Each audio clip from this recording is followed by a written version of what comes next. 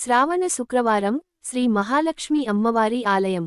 శ్రావణ శుక్రవారం మొదటి శుక్రవారం సందర్భంగా శ్రీ మహాలక్ష్మి అమ్మవారి ఆలయం కొల్హాపూర్ గురించి తెలుసుకుందాం. కొల్హాపూర్ మహారాష్ట్రలో ఉన్న ప్రసిద్ధ పుణ్యక్షేత్రం. ఇక్కడ కొలువై ఉన్న శ్రీ మహాలక్ష్మి అమ్మవారిని అంబాబాయి అని కూడా భక్తులు పిలుస్తారు. ఈ ఆలయం శక్తి పీఠాలలో ఒకటిగా ప్రసిద్ధి చెందింది. అమ్మవారి దర్శనం కోసం దేశం నలుమూలల నుంచి భక్తులు కొల్హాపూర్కు వస్తుంటారు.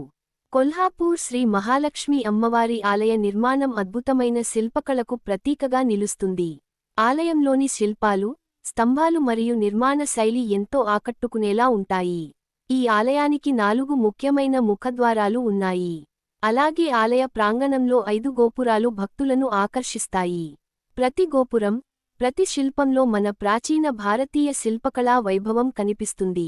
ఆలయంలోని మధ్య గర్భగుడిలో శ్రీ మహాలక్ష్మి అమ్మవారు సుమారు 6 అడుగుల ఎత్తులో 2 అడుగుల పీఠంపై ఆసీనులై ఉంటారు.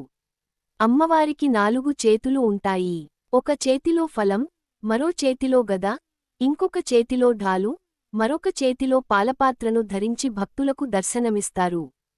తన చల్లని చూపులతో భక్తులను కరుణగా ఆశీర్వదిస్తూ వారికి సుఖసంతోషాలు, ఐశ్వర్యం ప్రసాదిస్తారు. కొల్హాపూర్ శ్రీ మహాలక్ష్మి అమ్మవారి ఆలయానికి మరో విశేషమైన ప్రత్యేకత ఉంది. ప్రతి సంవత్సరం 3 రోజుల పాటు ఉదయించే సూర్యుని కిరణాలు అమ్మవారి పాదాల నుంచి శిరస్సు వరకు తాకేలా ప్రసరిస్తాయి. ఈ అద్భుతమైన దృశ్యాన్ని భక్తులు ఎంతో పవిత్రంగా భావిస్తారు. దీనిని కిరణోత్సవం అని పిలుస్తారు. అమ్మవారి పాదాల నుంచి శిరస్సు వరకు సూర్యకిరణాలు తాకడం ఒక అద్భుతమైన దైవ దర్శనంగా భక్తులు. ఈ క్షేత్రంలో కొన్ని ఉప దేవాలయాలు కూడా ఉన్నాయి.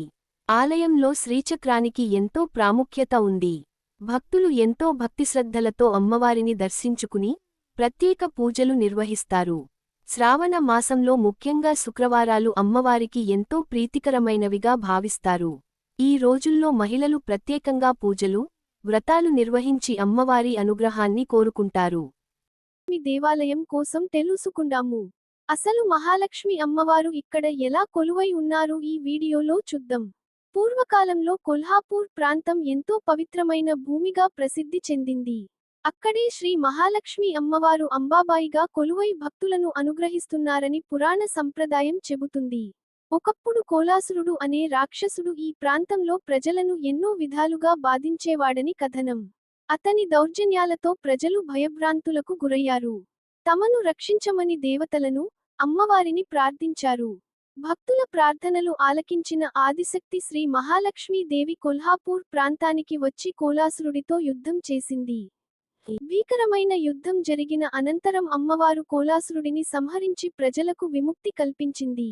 అమ్మవారి శక్తిని తెలుసుకున్న కోలాసురుడు తన చివరి సమయంలో ఒక కోరిక కోరాడని స్థలపురాణ కథనం చెబుతుంది. అమ్మా, నా పేరు ఈ పవిత్ర భూమితో కలిసి గుర్తుండాలి. ఈ ప్రాంతం నా పేరుతో ప్రసిద్ధి చెందాలి అని కోరాడట. అమ్మవారు అతని కోరికను అంగీకరించడంతో ఆ ప్రాంతానికి కొల్హాపూర్ అనే పేరు ప్రసిద్ధి చెందిందని భక్తుల విశ్వాసం. అక్కడ శ్రీ మహాలక్ష్మి అమ్మవారు అంబాబాయిగా భక్తులకు దర్శనమిస్తూ వారి కోరికలను నెరవేర్చే తల్లిగా ప్రసిద్ధి చెందారు. దైవంపై నమ్మకం, భక్తి, ధర్మం ఎప్పటికీ మనకు బలాన్ని ఇస్తాయి.